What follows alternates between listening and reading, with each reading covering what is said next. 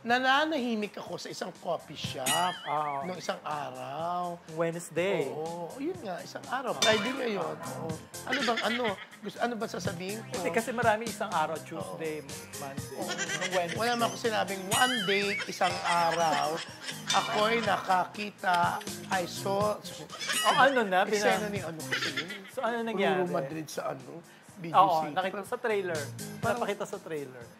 Parang Gusto mo ikwento ko yung nakita ko nung isang Parang araw bagoy. din Nga. sa sinihan? Ay, ano? Pumunta ako, di ba umatin ako ng isang black screening? Walang tao doon Walang sa tao. pelikula. Sa movie nila. Pero bakit parang natutuwa ka? Hindi, Di ba nalungkot nga. natin? Nalungkot nga ako kasi di ba Sabi nila, umaasa na tayo. na local magkaroon. movie industry is dying. Oo. Ang kumikita pa rin yung foreign, yung katapat, yung So, kasabay. manood ka, magbayad ka, nangingi ka lang ng passes kasi. Di ba? Paano yung eto BI na, mo? Okay. So, nandun ako sa sa isang coffee shop sa may Tomas Morato. Sa tambayan Oo, mo. biglang, talagang biglang, ay, Jun! Talagang nakita ko isang nagbabalik na aktor. Di ba? Magaling siyang actor. Dati teen actor. Yan ba to yung di ba? blind item mo? Ayaw mo ba? Yung actor. Gusto mo ba palitan ko? Oo. Hindi, kaibigan natin. Anyways, eto, tuwan-tuwa siya na makita. Naku, Jun, nakakatuwa, nakita kita. Nakakatuwa makita yung mga kasabayan ko. Dahil naloka ako. Pero mas matanda naman ako sa kanya. Oo. Tapos, eto na, sabi niya, nag-kiss sa akin, niyakap ako dahil sa excitement. Pinagtitingin na kayo ng mga tao. Nag-worry ako, makakalain ng mga tao, boyfriend ko si actor, di ba? O, Baka nakakaloka. machismis ka na. Tapos, parang yung sobrang tuwa tapos, eto na, nung bago kami maghiwalay, yakap siya ng yakap, pati nagpa-picture, di ba? Tapos bago kami sabi niya, pakiss nga ulit, payakap. Wow, iniingit mo lang yata ako. Baka ma-link kami sa isa't isa.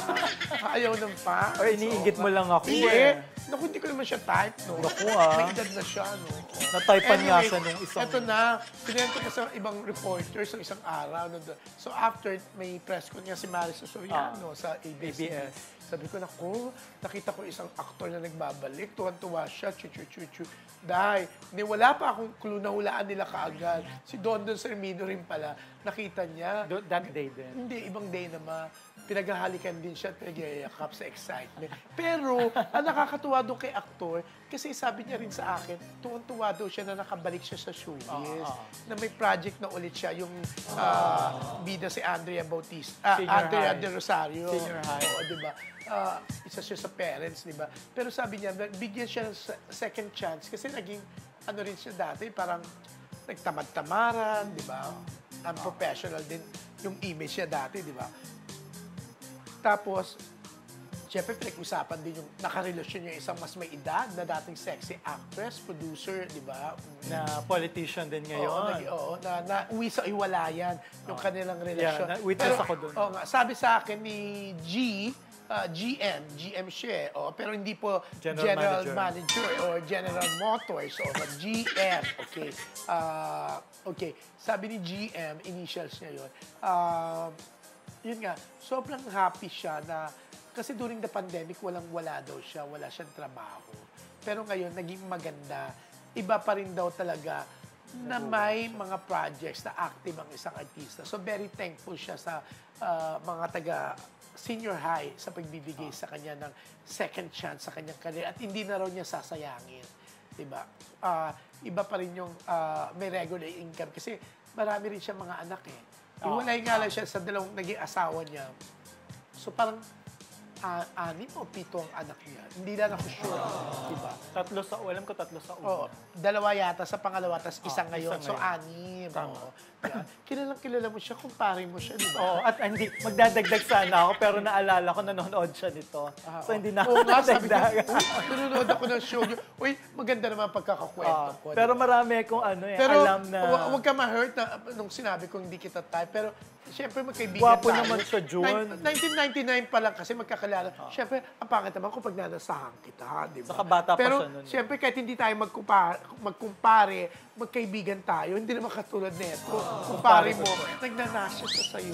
Wala kang kalat-alat. At alam mo, pero, yun nga nakakatuwa. 2 anak niya, inaanak ko. Sinabi niya nga sa akin. Sa magkaibang nanay, di ba? Hindi, magkasunod yon. Hindi, alam niya, yung second lang. Yung first and second. Yung first and second. Hindi, pero ang dami kong kwento hindi niya na alam. ibahin na lang natin sa ibang araw para hindi niya mahalata. Oy, pero sandali, ang bait-bait niya, no?